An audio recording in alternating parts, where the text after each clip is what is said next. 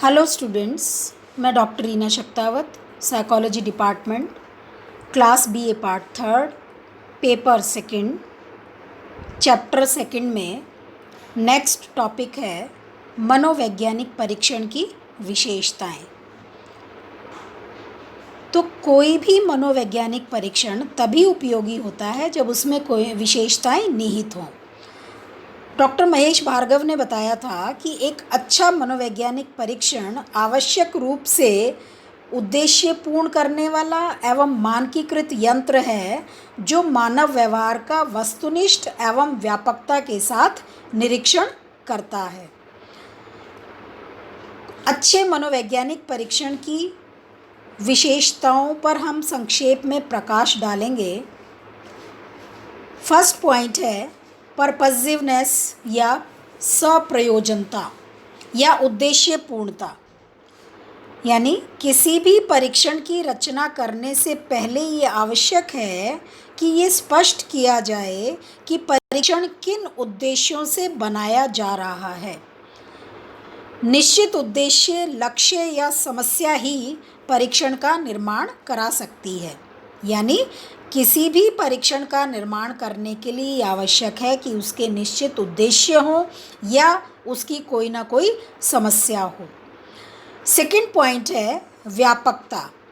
अच्छे परीक्षण के लिए यह आवश्यक है कि उसमें पदों एवं प्रश्नों को इस प्रकार से सम्मिलित किया जाना चाहिए कि वह उस क्षेत्र के समस्त पहलुओं का मापन कर सके जिससे कि लक्ष्य को पूरा किया जा सके।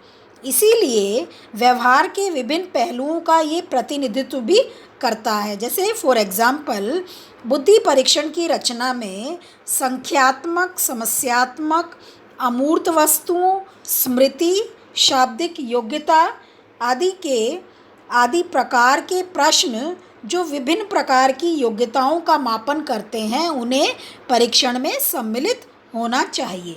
तो व्यापकता भी एक मनोवैज्ञानिक परीक्षण की विशेषता है। थर्ड पॉइंट है मितव्ययता या इकोनॉमिकली।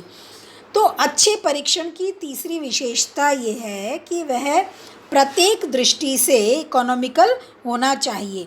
परीक्षण में पदों की संख्या, उसकी पर्पजिवनेस, उद्देश्यपूर्णता एवं व्यापकता का ध्यान रखते हुए इतनी होनी चाहिए कि उसके प्रशासन में समय भी कम लगे, धन भी कम खर्च हो एवं कम व्यक्तियों की आवश्यकता पड़े।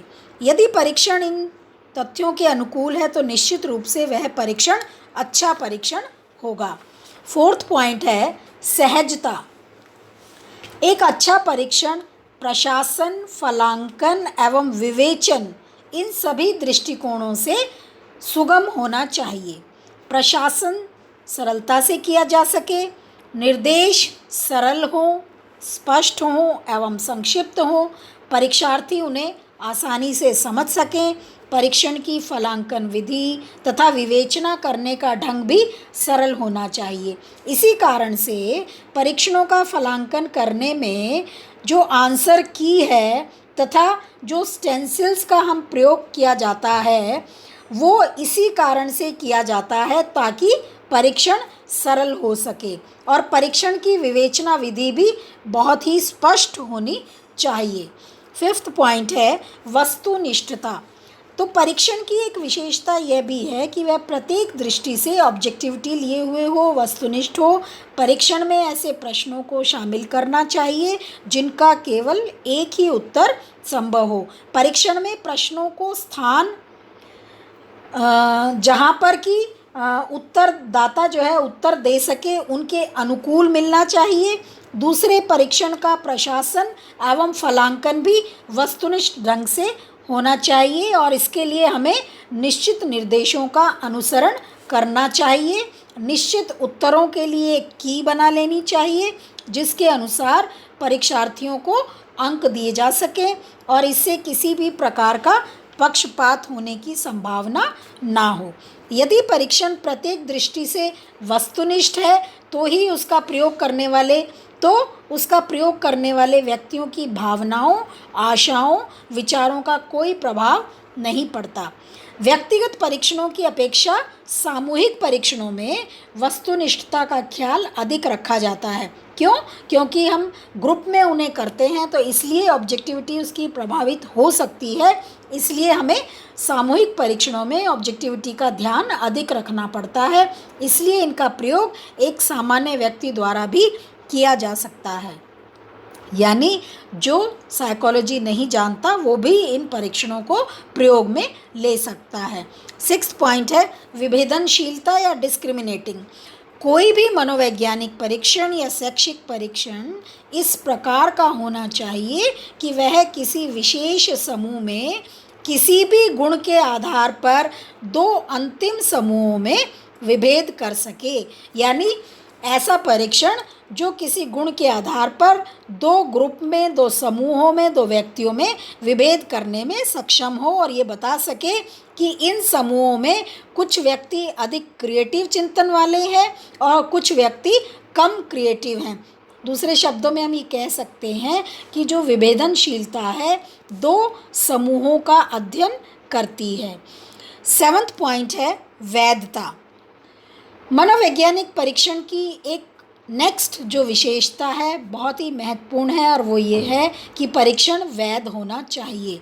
परीक्षण वैधता का अर्थ है कि उसके उद्देश्यों को पूर्ण करने वाला होना चाहिए। यदि परीक्षण पूर्ण रूप से वैध है तो इसका अर्थ है कि वह उसके समस्त उद्देश्यों की प्राप्ति कर रहा है और एक अवैध परीक्षण कभी भी निर्धारित उद्देश्यों को पूरा नहीं कर सकता।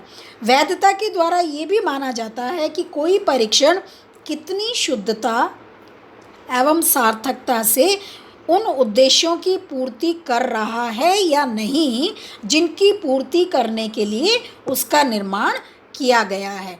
और ये वैधता ज्ञात करने के लिए हम विभिन्न सांख्यिकी विधियों का प्रयोग करते हैं। नेक्स्ट 8th पॉइंट है विश्वसनीयता। किसी भी अच्छे परीक्षण के लिए ये आवश्यक है कि वह वैध होने के साथ साथ, वैलिड होने के साथ साथ विश्वसनीय भी हो।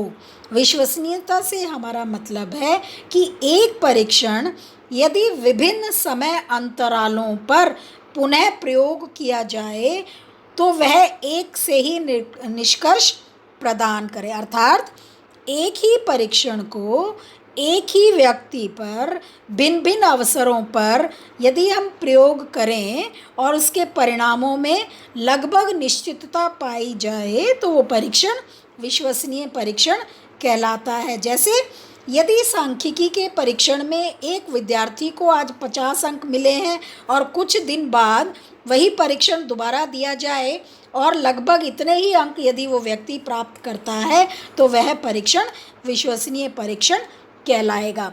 परीक्षण की विश्वसनीयता ज्ञात करने के लिए भी भिन्न भिन्न विधियों का प्रयोग किया जाता है और एक विश्वसनीय परीक्षण हमेशा विभिन्न योग्यताओं का एक रूपता से मापन करता है। एंड लास्ट विशेषता जो है मनोवैज्ञानिक परीक्षण की वो है मानकीकरण या स्टैंडर्डाइजेशन।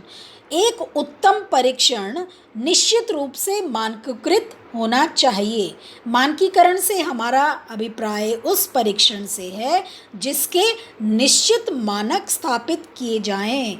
इसका मानकीकरण करने के लिए इसको एक विशाल समूह पर प्रशासित करके उस समूह के निश्चित स्कोर्स को प्राप्त किया जाता है। इसमें प्रशासन एवं फलांकन का समरूप स्थितियों का प्रयोग किया जाता है। इसमें निर्देशों को सावधानी पूर्वक एवं शब्दों में अंकित किया जाता है तथा समय का सही निरीक्षण किया जाता है। इसमें किसी प्रकार के पक्षपात होने की संभावना नहीं होती है और अंत में इसके मानकीकरण में व्यक्ति की आयु, सेक्स, उसकी सोशो इकोनॉमिक स्थिति, उपलब्धि के अनुसार मानकीकरण को निर्धारित किया जाता है और इस प्रकार एक मानकीकृत परीक्षण का प्रयोग जो है वो व्यापकता से किया जा सकता है।